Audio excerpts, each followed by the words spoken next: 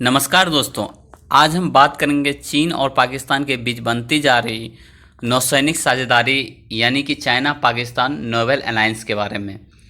तो ये गठबंधन धीरे धीरे हिंद महासागर क्षेत्र की सुरक्षा के लिए एक बहुत बड़ी चुनौती बनती जा रही है और चीन और पाकिस्तान दोनों की जो समुद्री राजनीतिक है वो भारत की समुद्री ताकत को कहीं ना कहीं संतुलित करने की कोशिश कर रहा है।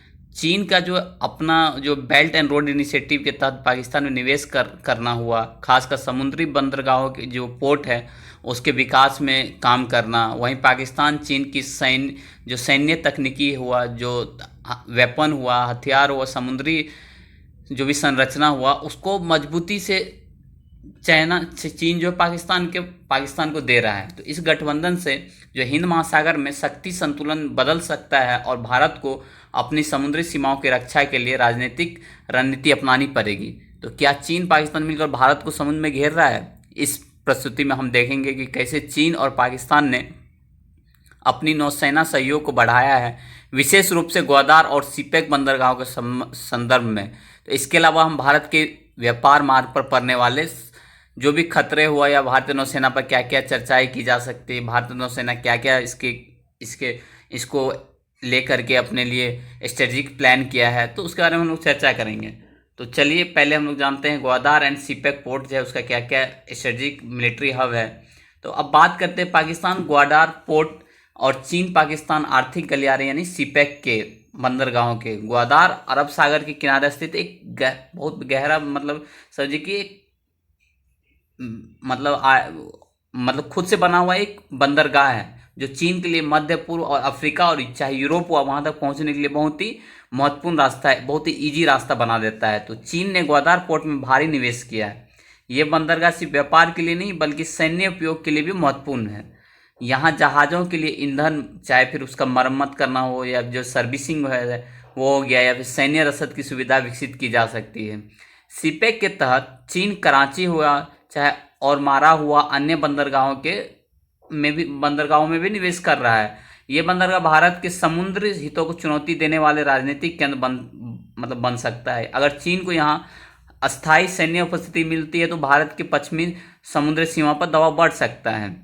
जैसा कि आप लोग देख रहे हैं जो है पाकिस्तान और चाइना के बीच में बेल्ट एंड रोड इनिशिएटिव जो बन रही है, तो उसका ही झलक है। जैसे कासगढ़ से ग्वादार तक बेल्ट एंड रोड इनिशिएटिव बनाया गया है जो चाइना के द्वारा पाकिस्तान में बनाया गया है, जो कि कहीं ना कहीं इंडिया इसके अगेंस्ट में जाकर के बयान भी दिया है कि भैया आप बनाओ, लेकिन इसको पीओके हमारा क्षेत्र है, हम आज नहीं तो कल इसको लेके ही रहेंगे, तो उस क्षेत्र से मत निकालिए। तो कुछ ना कुछ हिस्सा बेल्ट एंड रोड इनिशिएटिव का पीओके के क्षेत्र से भी गुजर रहा है। जैसे श्रीनगर हो गया, गिलगित बल्टिस्तान जो हो गया उसके क्षेत्र से गुजर रही है। तो अब हम लोग बात करेंगे जो examine naval alliance China Pakistan के उसके ऊपर। तो चाइना और पाकिस्तान का नौसैनिक साझेदारी को विश्लेषण करने के लिए हम लोग को 3 पहलुओं को देखना पड़ेगा। तो पहला है जो सैन्य सहयोग हुआ, जो मिलिट्री एक्सरसाइज वगैरह हुआ वो हो गया। तो चीन ने पाकिस्तान को बहुत सारे आधुनिक पनडुब्बी हो गया, फिर मिसाइल सिस्टम हो गया, निगरानी के जो बहुत सारे उपकरण होते हैं या फिर समुद्री सुरक्षा तकनीक उपलब्ध कराते हैं वो हो गया। दूसरा राजनीतिक साझेदारी हो गया, जैसे ग्वादार पोर्ट जैसे ठिकानों के लिए विकास बहुत ज़्यादा ही विकसित करने के लिए उसको फंड देना, दोनों देशों के हिंद महासागर में सैन्य पहुंच मिलती है इजिली।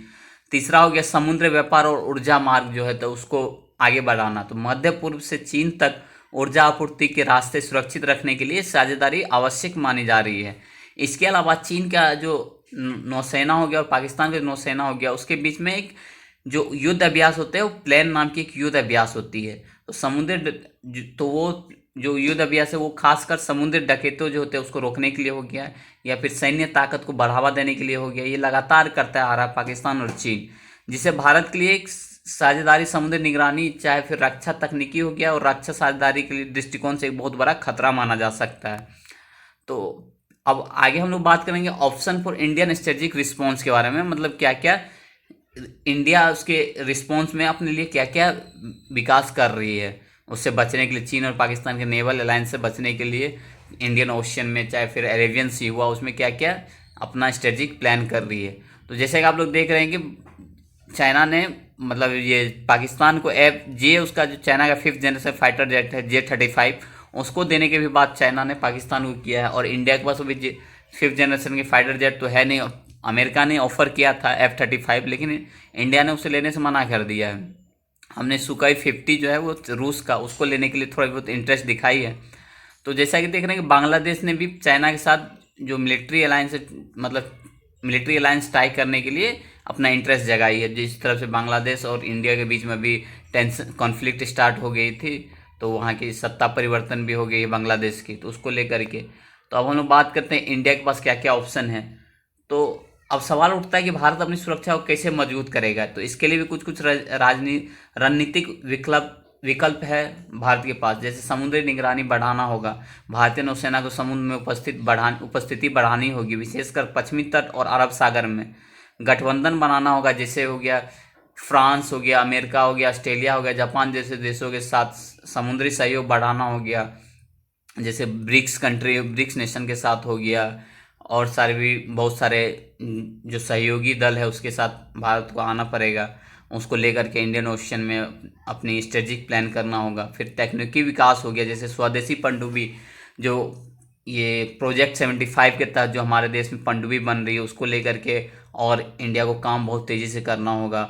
मिसाइल रक्षा प्रणाली को अपनाना होगा, निगरानी बहुत सारे निगरानी ड्रोन बनाने होंगे, उपग्रह आधारित सुरक्षा प्रणाली विकसित करना होगा। व्यापार और ऊर्जा मार्ग की सुरक्षा, भारत को अपने ऊर्जा आयात मार्ग की सुरक्षा के लिए समुद्र कवच बनाना होगा।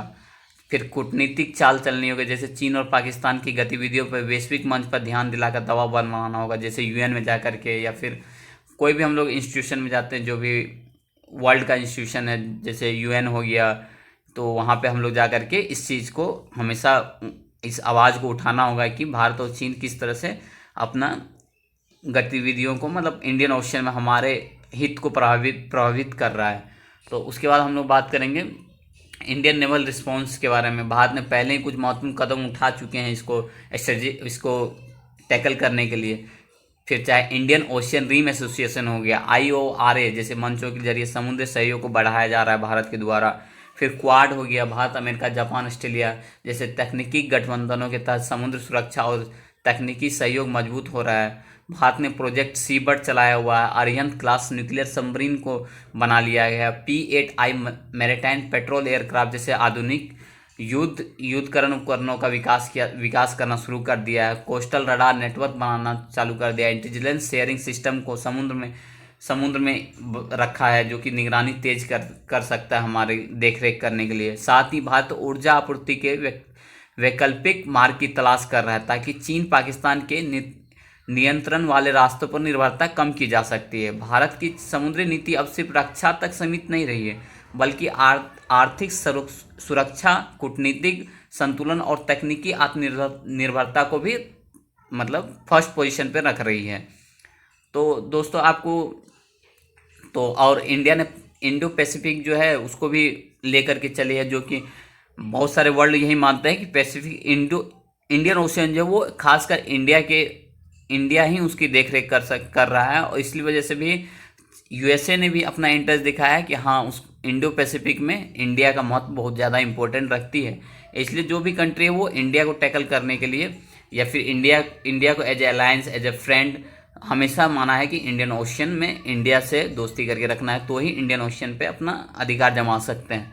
चाहे फिर अमेरिका हो, चाहे फिर रूस हो, चाहे जो भी अदर कंट्री हो, फ्रांस हो, तो ये लोग इंडियन ओशन में इंडो पैसिफिक जो बोलते हैं वो खासकर इंडिया को लेकर चलने की बात करती है। तो दोस्तों चीन और पाकिस्तान के नौसैनिक जो भी साझेदारी है भारत के लिए एक गंभीर चुनौती तो बनती ही जा रही है, लेकिन सही रणनीति, आधुनिक तकनीक और मजबूती गठबंधन से और कूटनीतिक प्रयासों से भारत अपनी समुद्री शक्ति को मजबूत कर सकता है। तो आपको क्या लगता है हमें कमेंट बॉक्स में ज़रूर बताइएगा। और आपको अगर ये वीडियो पसंद आया तो लाइक करें, शेयर करें और हमारे चैनल को सब्सक्राइब करना ना भूलें। तो आज के लिए इतना ही, धन्यवाद, थैंक यू।